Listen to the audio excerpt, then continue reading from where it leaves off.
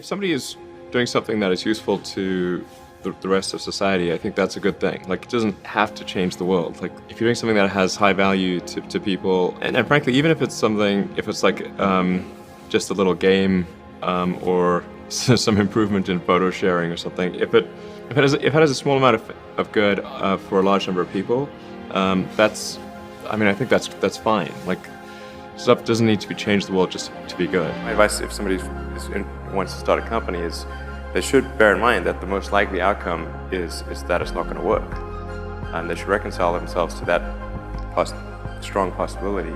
And they should only do it if they feel that they are really compelled to do it. The way starting a company works is, like, usually in the very beginning it's kind of fun, and then it's really hellish for a number of years. There's a friend of mine who's a successful entrepreneur, started actually his career around the same time as I did, and he has a good phrase. His name's Billy. He said, "Yeah, starting a company is like eating glass and staring into the abyss.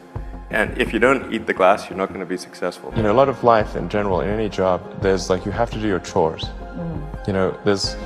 Because nobody else can do that for you, right? Well, I think to be successful at almost anything, you have to do the tough stuff and as well as the enjoyable stuff. You have to do the boring stuff as well as the non-boring stuff. And if you don't do your chores, then bad things will happen. But if they don't do the things that they don't like to do, then the company will be in trouble.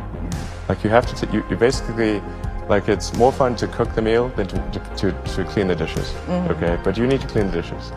You need to do both. Yes, you need to do both, exactly. Really liking what you do, whatever area that you get into, given that, even if you're the best, there's always a chance of failure. So I think it's important that you really like whatever you're doing. If you don't like it, life is too short. I'd say, if you like what you're doing, you think about it even when you're not working.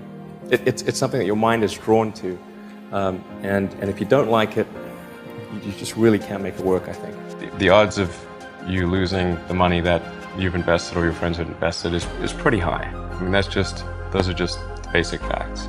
If you don't mind things being really hard and high risk, then starting a company is a good idea. Otherwise, it's probably unwise, and will certainly stress you out. So I think you have to be pretty driven to make it happen. Otherwise, you'll just make yourself miserable. And once you have a family, you start taking risks not just for yourself, but for your family as well. It gets much harder to do things that might not work out. So now is the time to do that before you have those obligations. So I would encourage you to take risks now. Do something bold. You won't regret it. Building something new, there's going to be mistakes.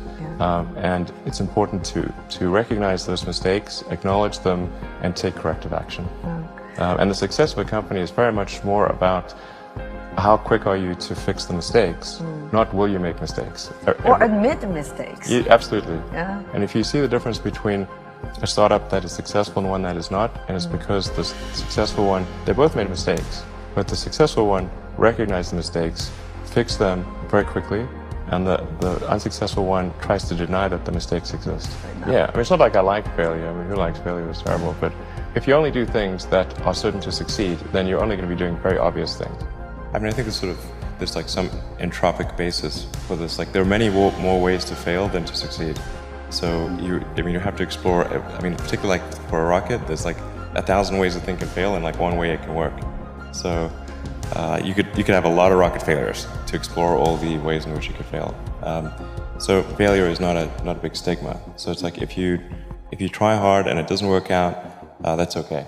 Like, you can learn from that and do another company, and it's not a big deal.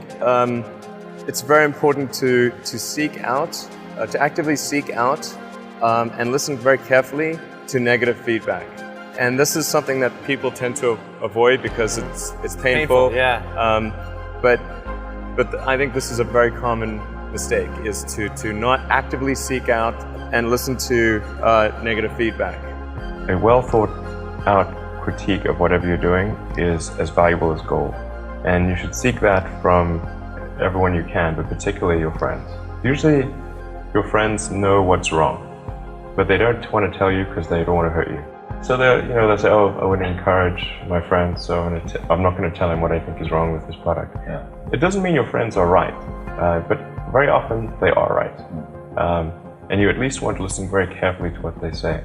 When friends get a product, I say, look, don't tell me what you like, tell me what you don't like. And because otherwise your friend is not going to tell you what he doesn't like. This kid's going to say, oh, I love this and that, and then leave out the this is the stuff I don't like list. Because he wants to be your friend, it doesn't want to offend you. So you really need to sort of coax negative feedback.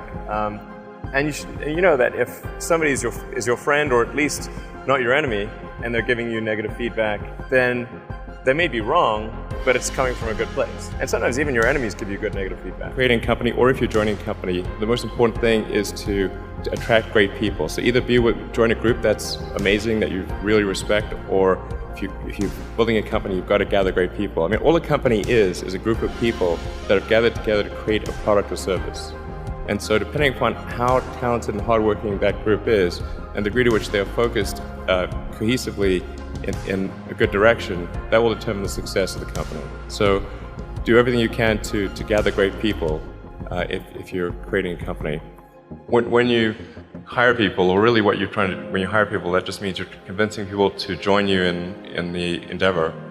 You should hire people that are also passionate about what you're doing. So it's not just that they're not just there for salary, that they really need to care about what they're doing. And then they will stay during the dark times. If you're going to create a company, you have to come up with a product or service that you think will be compelling, that would serve some need. And then really a great company is just built around great product or service. That's the whole purpose of a company, is to propagate that product or service and put it in the hands of people who would find it useful.